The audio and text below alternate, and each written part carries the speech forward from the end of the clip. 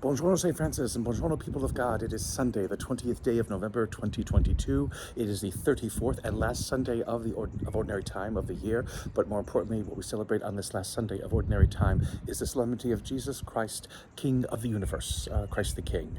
So coming to you this morning from the city of Rome, as Rome is waking up and the sun is finally coming out. There's the dome of St. Peter's right behind me over here. This is Il Cantico, where I happen to be. This is the hotel of the Order of Friars Minor.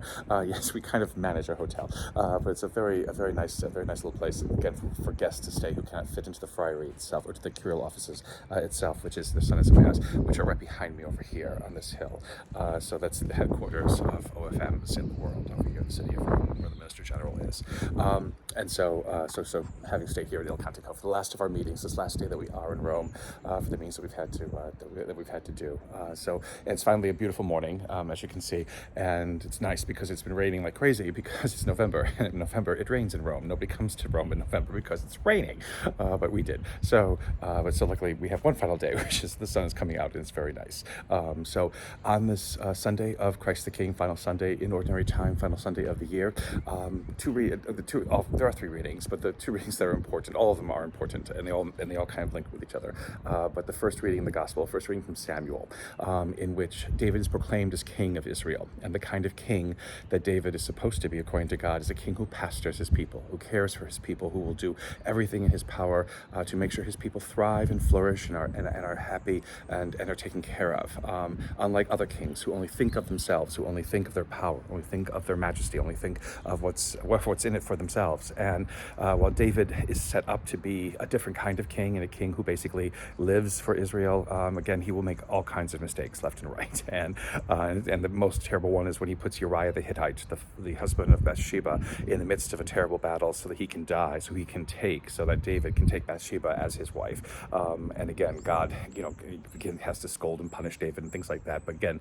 God never gives up on David, because God is the model of what it means to be a compassionate ruler, a compassionate leader, a compassionate carer of humanity, of creation of the world. And we see that in the Gospel. Luke's Gospel today, the final reading from Luke's Gospel, is the crucifixion. And while Jesus is mocked and scorned by Jewish authorities and Roman guards and what have you, he saved others, but he can't save himself. There are two criminals, again, crucified on either side of Jesus.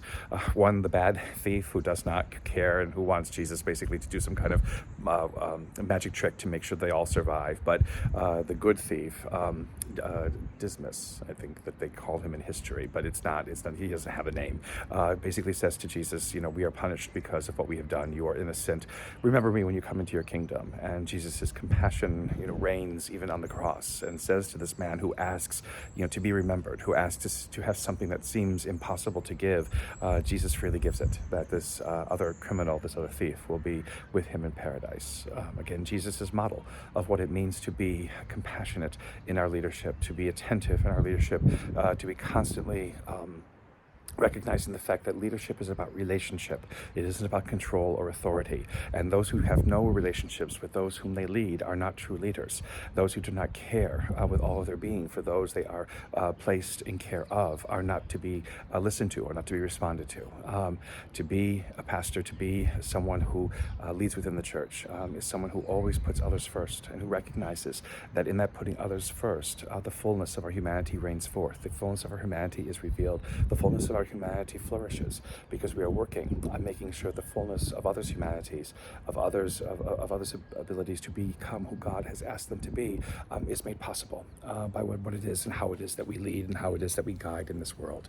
God only asks us always to be guides, to each other, not to have power over each other, not to have authority over each other that becomes unbearable and that becomes oppressive, but to help each other recognize the wonder and the beauty of what it means to be created in the image and likeness of God, and allow that image to shine forth with hope and peace and love and mercy to all that we meet in the world.